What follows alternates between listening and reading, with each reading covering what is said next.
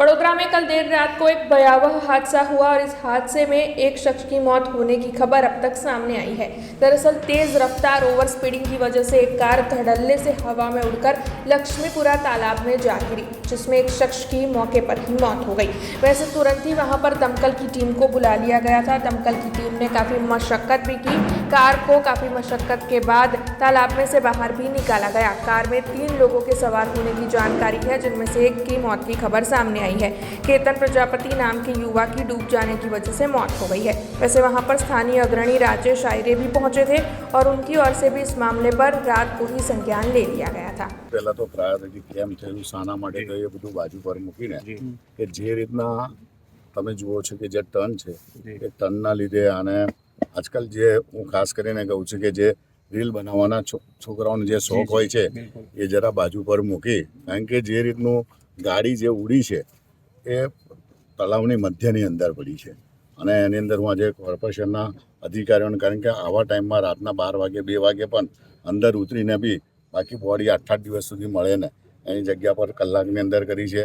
સાથે સાથે એની સાથે જે નીરજ ભરવાડ કરીને છોકરો હતો, જ્યારે શરૂઆત સૌથી પહેલાં હું ને શ્રીરંગ જ પહોંચ્યા હતા, એ છોકરો વચ્ચે જ હતો અને બૂમાબૂમ કરતો હતો।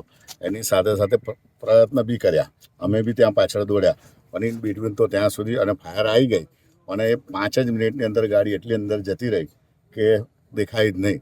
એટલે જે રીતના જે ટર્ન હતો અને ગાડીની સ્પીડ કદાચ હોય, કારણ કે આપણે જોઈ નથી પણ લોકોના કહેવા મુજબ, કારણ કે સેન્ટ્રલની અંદર ગાડી હતી, એટલે પણ કોર્પોરેશનને અને ખાસ કરીને અધિકારીઓને બી મેન્યુઅલી જાતે ઊભા રહ્યા। ગોરવા પોલીસ સ્ટેશનના દરેક અધિકારીઓ બી પહોંચી ગયા।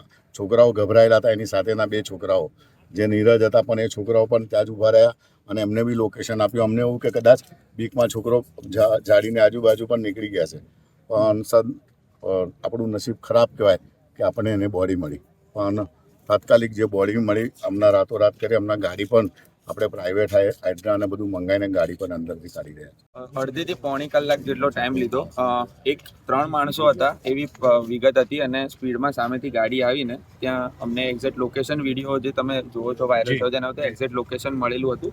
સ્થળ પર જતાં 1-2 અમે જે બિલાડી નાખી એમાં અમને ગાડીનું સૌથી પહેલાં લોકેશન મળ્યું। તેથી ગાડીને અમે અંદર ડીપ ડાઇવિંગ કરીને ગાડીને રસ્તાની મદદથી બાંધીને ગાડીને પહેલાં સિક્યોર કરી, ત્યારબાદ ખબર પડી કે જે વ્યક્તિ હતો એ ગાડીની બહાર આવી ગયો છે, બરાબર। એટલે અમે 20 બાય 20 ફૂટનો ટોટલ એરિયાને કોર્ડન કરીને પાણીમાં સિક્યોર કરી એટલા એરિયામાં સર્ચ ઓપરેશન હાથ ધરતા તરત જ અમને માણસ મળી ગયો છે। હાલ 108 જે એમના ફ્રેન્ડ્સ હતા એમને એ લોકો જે બહાર આવી ગયા, એમને બાંબુની મદદથી અમને બચાવવાનો ટ્રાય કર્યો પણ એ બાંબુ પકડી ન શક્યા, તેથી એ અંદર ગરકાવ થઈ ગયા ગાડીની સાથે।